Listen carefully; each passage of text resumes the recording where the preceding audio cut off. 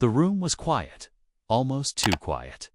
The only sound was the soft whir of the ceiling fan above, and the distant buzz of traffic outside the presidential palace in Ouagadougou, capital of Burkina Faso. Across a long wooden table, NATO General Matthews leaned back in his chair, a smug grin stretched across his face. His uniform was spotless, his boots freshly polished, and his tone dripping with arrogance. "This base isn't going anywhere," he said casually, fingers tapping the table. "You can't touch us." On the other end of that table sat a man who didn't flinch. President Ibrahim Traoré, young, sharp-eyed, and calm as stone. He didn't speak, he just watched. No smile, no anger, just silence. The kind of silence that makes even powerful men uneasy. Outside the palace gates stood the NATO base, massive, protected, untouchable. It had been there for 15 years. They said it was built to fight terrorism. But if that were true, why had violence increased? Why were gold mines quietly changing hands? Why were deals with China suddenly falling apart? Nothing made sense until now. Just hours earlier, Traoré had been handed a file, a thick one, dropped on his desk by his foreign minister, whose hands were shaking. Inside were photos, recordings, maps, proof that changed everything. What they had believed was protection was actually surveillance. What they thought were allies were looters in uniform. Traoré didn't explode. He didn't panic. He read, he listened. And then he looked out the window at the city, his city, grinding under the weight of betrayal. He knew what had to be done. And 48 hours later, the same general who smirked in that chair was packing his bags in silence, realizing far too late that he had picked the wrong man to underestimate. The sun was still rising over Ouagadougou when the knock came. Foreign Minister Ahmed Khanat stepped into the room, his shirt clinging to his back with sweat, his hands shaking slightly as he clutched a thick file. He didn't say much. He didn't have to. Just for words, "Mr. President, you need to see." This. Traoré didn't react right away. He took the file, placed it gently on his desk, and opened it. What lay inside turned silence into storm. Satellite images showed gold mines, some active, others untouched, tall, carefully marked and mapped by NATO satellites. Uranium-rich areas labeled in military codes. Pages of intercepted communication proved what Traoré had suspected deep down, but couldn't say aloud. The West wasn't here to protect. They were here to take. Then came the recordings. General Matthews, the same man who had smiled in this very office just days ago, was caught in private meetings with executives from French oil giant Total and an American mining firm. They weren't planning defense strategies. They were cutting secret deals, trading Africa's wealth behind closed doors. Worst of all, the recordings confirmed sabotage of deals Burkina Faso had made with China. Every move was being watched. Every step blocked. Traoré closed the file and leaned back in his chair. His eyes were hard now, locked on the city outside. "So it was never about terrorism," he said quietly. "It was theft. No press conference. No drama. Just a pen." That same hour, he signed a document buried deep inside a locked drawer. The official decree to close the NATO base and give them 30 days to leave. 2 hours later, General Matthews walked back into the palace, unaware the floor beneath him had already shifted. His steps echoed across the hall, boots clicking confidently. 3 aides followed, clutching briefcases.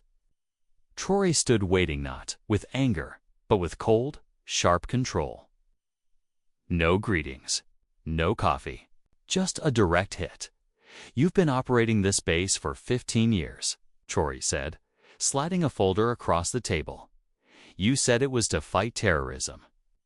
But I want to know, since when does fighting terrorism include selling the coordinates of our gold mines to the French?" Matthews froze. The smile vanished.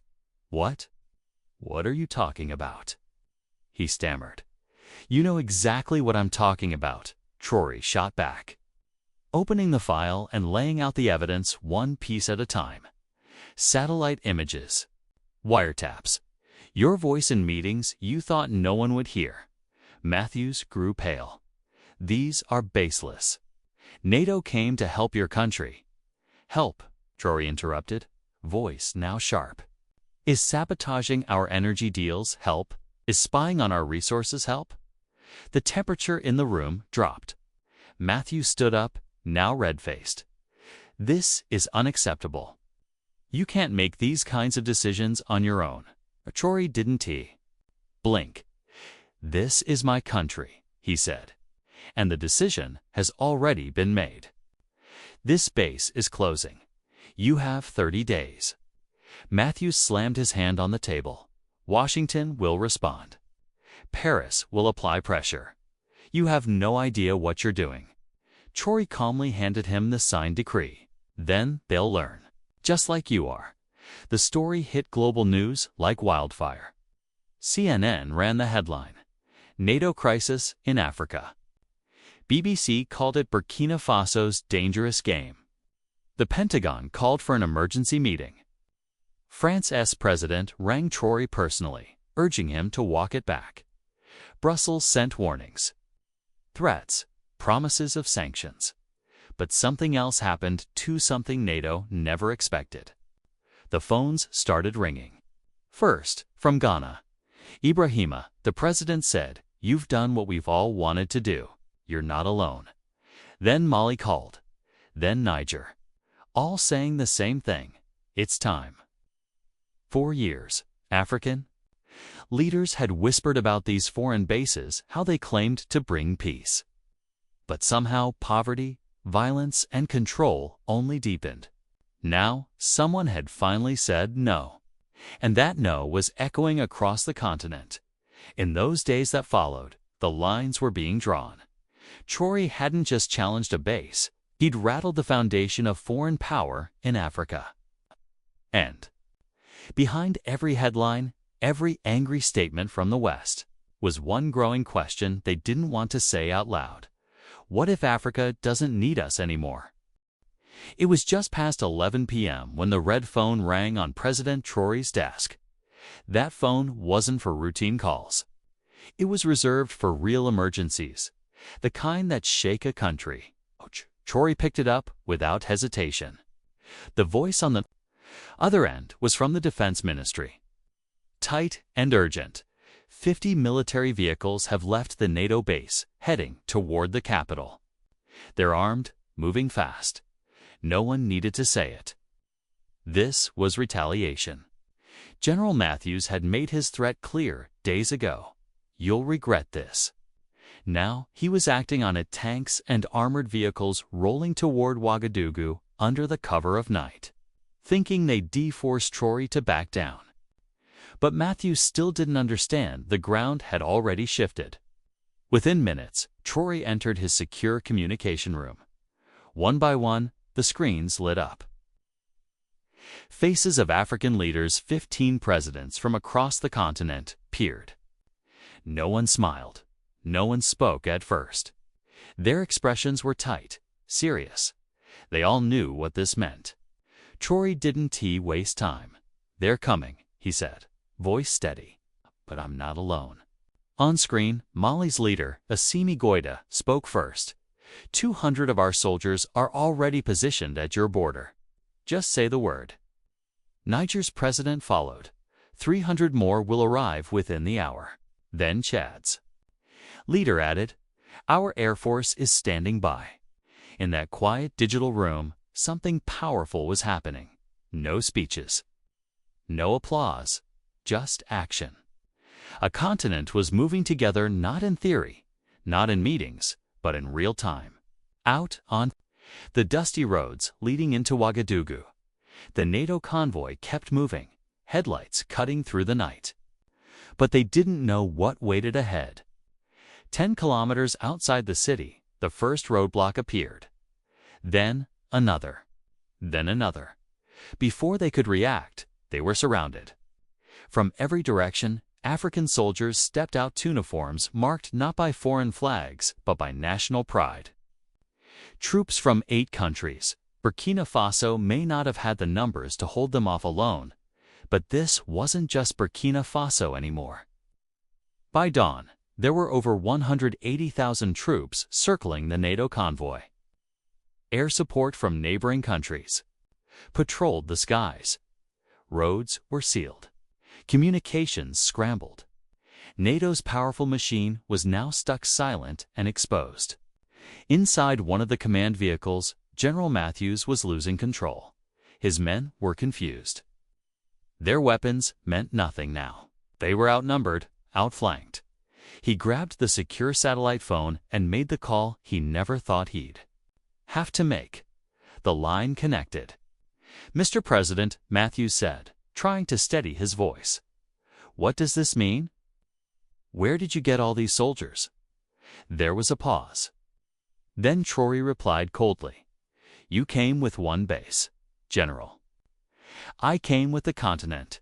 Matthews had no response.